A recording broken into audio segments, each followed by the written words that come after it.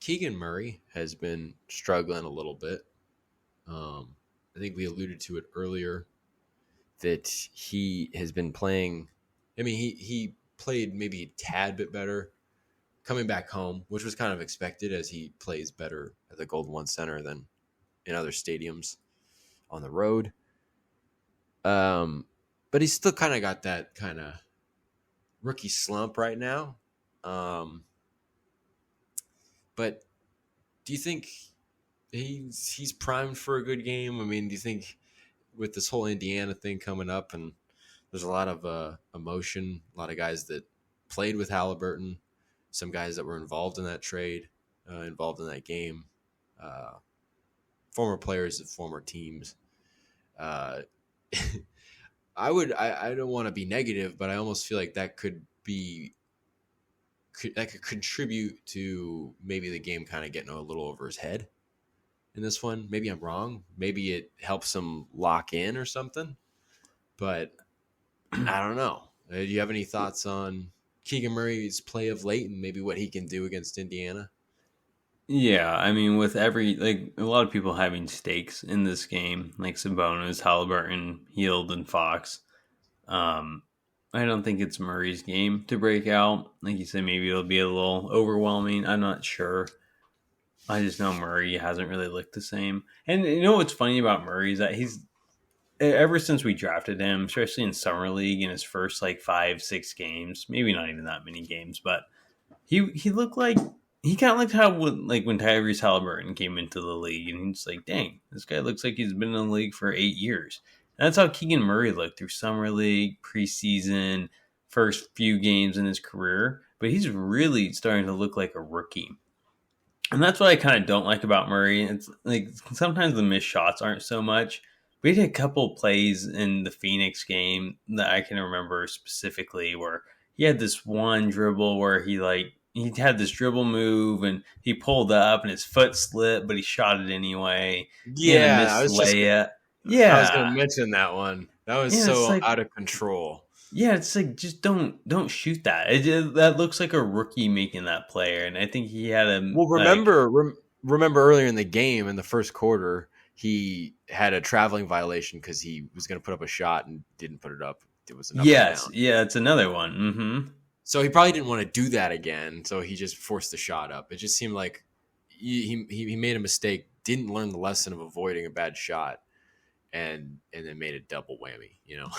Yeah, exactly. And then he had another play where he like stuffed himself against the backboard or the rim, and then it was a jump ball. It's like I don't know. It's just a lot of plays, and he's looking like a rookie now, and that's just something that's disappointing me a little because he just looks so mature like this whole time until the last.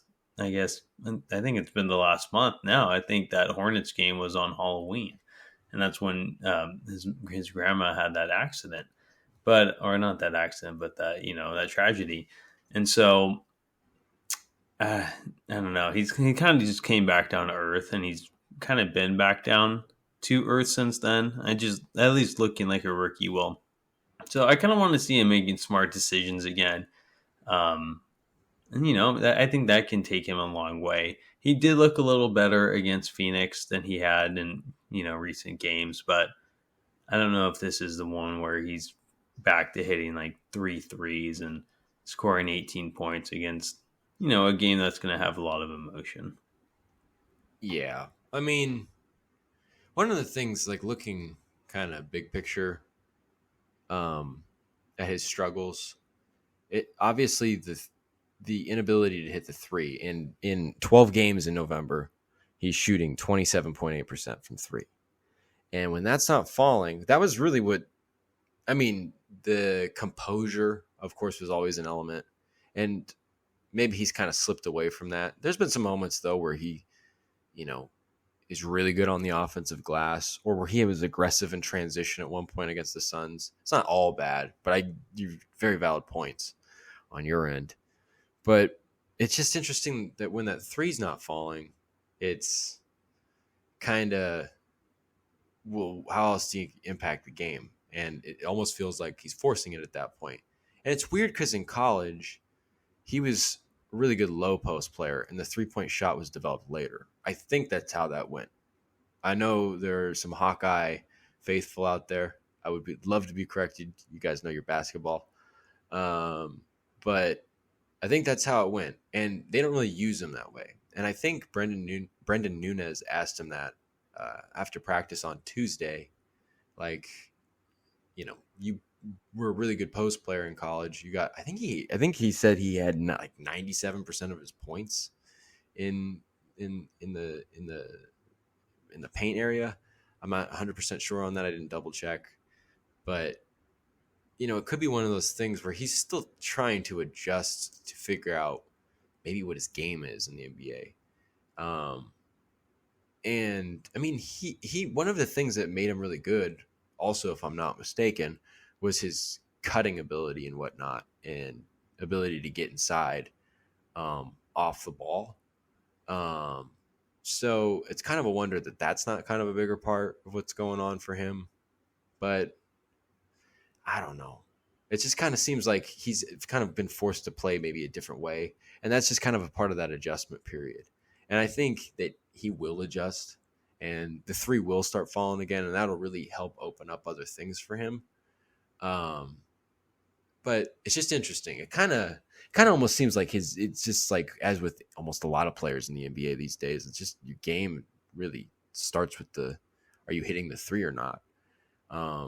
And it's not crazy that a rookie's shooting 28% from three in a month, and that happens. It happens to rookies all the time. But there have been some moments that have been kind of surprising in a negative sense, like here and there, as you were kind of pointing to. But I think if he just kind of sticks with it, guys kind of remain confident in him, which it seems they are, he should be able to pull it together. I mean, I don't think anybody's worrying here, not on this podcast, about Keegan Murray at this point. But I think my conclusion there is it starts and ends with the three for him right now, at least at this point in his career. Yeah, that's good analysis. I think once that starts falling, everything else will too. Because nothing really looks good of his. I mean, at the beginning of the season and in preseason and summer league and all that before the slump, he had a really nice floater. He just had a lot more confidence in just all levels of his game. But now it's like that three's not falling, and it just seems like everything went with it.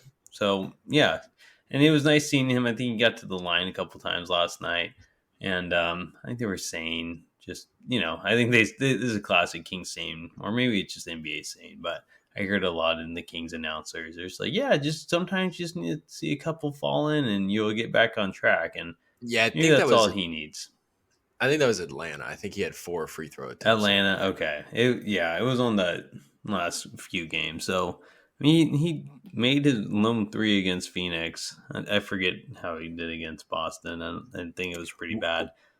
Yeah, Boston, he was 1 of 6 from 3, but he did have a career high in rebounds at 10. He had 10 rebounds in that game.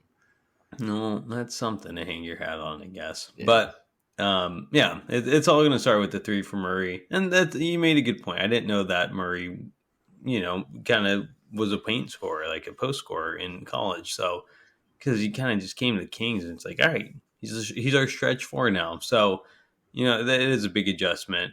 And maybe he just started off really hot and now he's kind of cooled down. I mean, he started off really, really hot, like over those summer league preseasons and to start off the year. But, he had that family, that family thing happen and, it brought him back down to earth a little. And I hope he's doing okay and all that. So hopefully he can get back on track. Just start knocking the three down. He knows, and, his dad's been pretty open about everything, and he'll say what's wrong with his son, and I think they'll be the first to tell us what's going on. And it's probably that 3-point shooting, and maybe just a lack of confidence too. Some of those 3 balls don't fall. You kind of get a little nervous when the ball gets in your hands and you have a long shot ahead of you. So we'll see. It might be a little bit of confidence thing, because he definitely seems like he's lacked some confidence recently as well. But that's what happens when you don't play well, right? But that's a rookie for you. Yeah. Just honestly, I maybe just walking away and seeing 100% conversion rate from three against the Suns, 1 for 1. Um, maybe that's like watching a free throw go in. Maybe that'll Yeah. change it up a little bit. I mean, he'll figure it out. I mean, he's made steady progressions in his 3-point shot throughout the years from his freshman year to his sophomore year. Um, I expect it to kind of come back to what we expect here once his comfort level kind of comes back. Mm-hmm. But And it will. He's a yeah, good player. But man, well, it's been a rough November. it has. It has. Just it's not what you want to see, but